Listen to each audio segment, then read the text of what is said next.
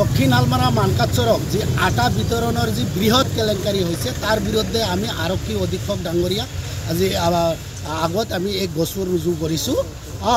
আপোনালোকে গম পায় যে দক্ষিণ হালমাৰা মানকাচৰ জিলাত যোৱা 4 বছৰ ধৰি আজি যি হিতাধিকাৰী আছে, যি ৰেচন কাৰ্ড হোল্ডাৰ আছে আৰু যি ডিলাৰসকলে আছে বা সোসাইটি এওঁলোকে আজি আটা পোৱা নাই, ফলত বিতৰণ কৰিব পৰা নাই।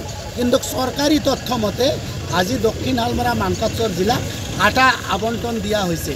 আপোনালোকে গম পাব যে বিধানসভাত যি উত্তৰ দিয়া গৈছিল, এক প্ৰশ্ন সুধিছিল আমাৰ যি MLA ডাঙৰীয়া আমিনুল ইছলাম ডাঙৰীয়া এক প্ৰশ্ন সুধিছিল।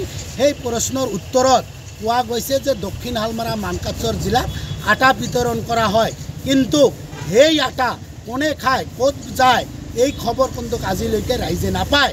কাৰণ ৰাইজে আজিলৈকে আটা পোৱা নাই।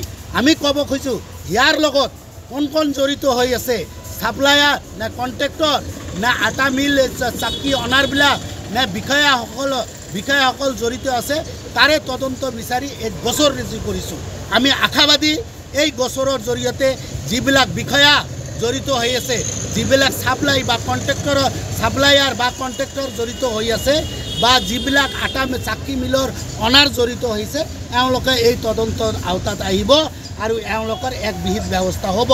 দ্বিতীয় নম্বৰ, আমি বিধায়ক আমিনুল ইছলামৰ যি প্ৰশ্ন সুধিছিল, সোধাৰ পাছত যি তেওঁ উত্তৰ পাইছিল, উত্তৰত দেখা গৈছে যে আটা আবণ্টন দিয়া হয়, কিন্তু আটা ৰাইজে নাপায়।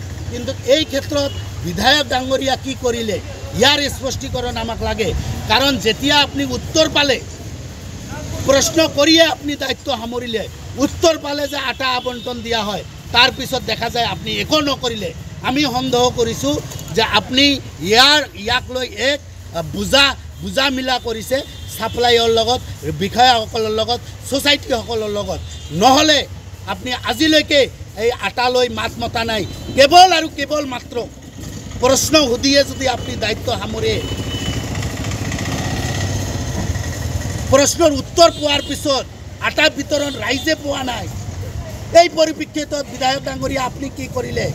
আপুনি প্ৰশ্ন কৰা এই প্ৰশ্ন আমাৰ হাতত আছে, উত্তৰো আমাৰ হাতত আছে। এই উত্তৰ মতে আজি আটা বিতৰণ কৰা হৈছে। এই আটাৰ ভাগ আপুনি কিমান শতাংশ পালে? আপুনি ইমান ভোকাতুৰ নে? ইমান ধন খাকুৱা নে? ৰাইজে, দুখীয়া ৰাইজে আজি আটা পোৱা নাই। আপোনাৰ উত্তৰত আহিছে, কিন্তু আপুনি এষাৰ মাত মাতা নাই। কিয় আৰু কিয়? কিমান দিন ধৰি আটা পোৱা নাই? যোৱা 4 বছৰ ধৰি 90,000 হিতাধিকাৰী আছে আমাৰ জিলাত।